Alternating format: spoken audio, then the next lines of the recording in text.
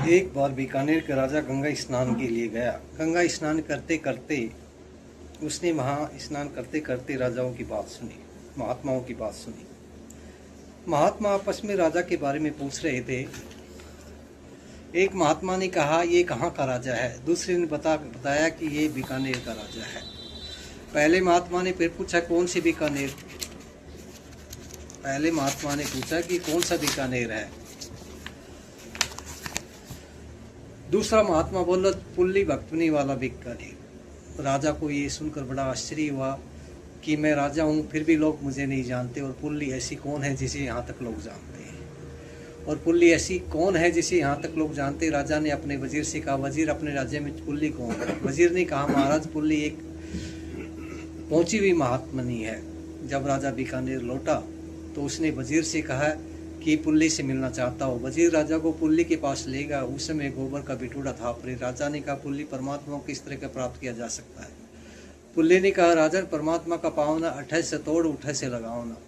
उसने बिटोड़ों को गोबर थोड़ा एक जगह से तोड़ा और दूसरी जगह लगा दिया। राजा पुल्ली की बात को समझ नहीं पाया। उसने वजीर से पूछा कि वजीर इस बात का क्या मतलब। वजीर ने कहा राजन पुल्ली के कहने का मतलब यह है कि आपका मन संसार में लगा हुआ है।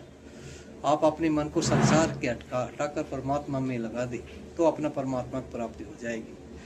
राजा वजीर से बोला अगर ये तो बहुत समझदार है, मेरी रानियां तो बेवकूफ़ है। राजा पुल्ली के कहने लगा पुल्ली कल राजमहल में आना, मेरी रानियों को थोड़ी शिक्षा दे दो। पुल्ली कहा जाऊंगी।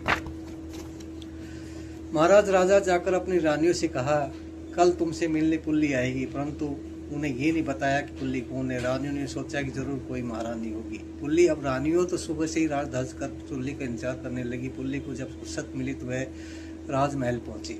सेवकों को राजा को बताया राजन पुल्ली आ गई। सिर पर फटी हुई चूर्णी, ऊंचा सा घाघरा, सिर पर बदसूरत पागलों जैसी हालत। तो पुल्ली राजमहल में पहुंची। राजा ने पुल्ली को रानियों के पास भेज दिया। जब रानियों ने पुल्ली को देखा तो ये सब खिलखिलाकर हंस पड़ी कि पुल्ली है जिसके लिए हम सुबह से इंतजार कर रही है। रानियों की तरफ बेवकूफ पुल्ली ने कहा कहनो बांधो तन की शोभा विनाश जाए जो कांचो बांधो, इब के तुम ओढ़ पहर लो अगले जन्म में कुत्ती बनोगी रानी।